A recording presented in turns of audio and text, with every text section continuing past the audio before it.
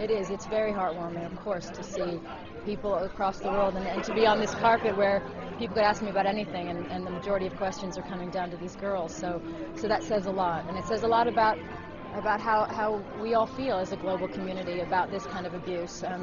You know, the important thing, though, is that we understand that this happened because these men feel that they can get away with this and they can do this, because there have been too many examples of the past where there is so much impunity, and this is just this exists. So we have to start to change this, and it's part of what William Hague and I are doing in June in the summit. You know, we have to start arresting people for this. We have to start bringing them to justice, and we have to start making it an absolute crime that puts fear in these men so they think twice about this kind of action.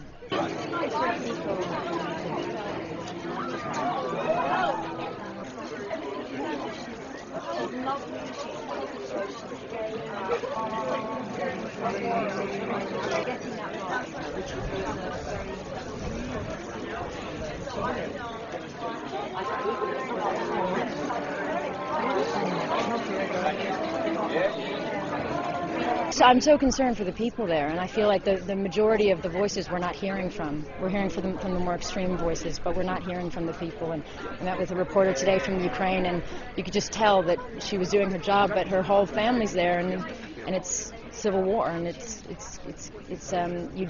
you see. I saw reports on Syria today and homes, and you look at that and you think, a few years ago, you know, there were 60,000 refugees. Now there's 2.7 million. These things escalate.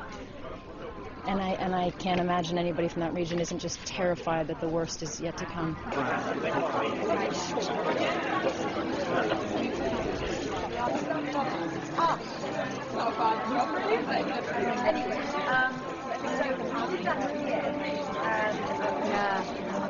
You know, it's hard to have complete sympathy for somebody who curses a baby, so you're not really expecting sympathy. But you meet her she's a fairy.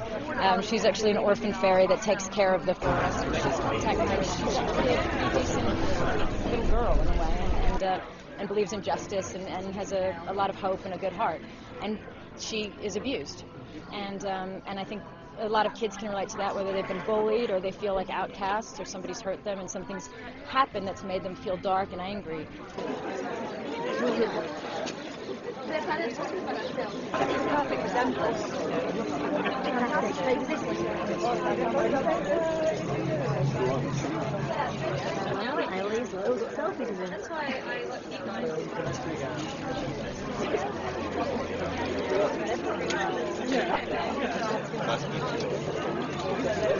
When they first saw me, some of them, especially Pax, he got scared.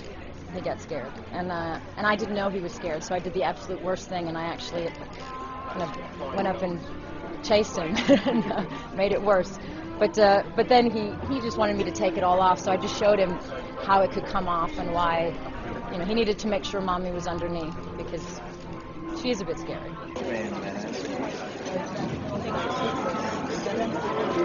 Hello, Tina.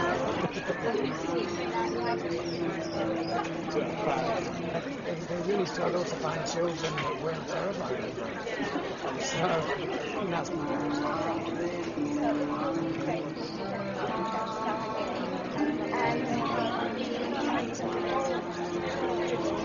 I took a lot of inspiration from her. I'd seen the movie so many times, but I watched it again right before, because she has certain mannerisms and her posture's a certain way, so I brought that into it. But also our Sleeping Beauty in this film is a little stronger. She definitely has all those loving, you know, princess qualities, but she gets to show her strength a little more than the original. It's romantic. It's kind of cool. I called her Mistress half the time. I was too shy to call her Angie to begin with. I wasn't sure whether...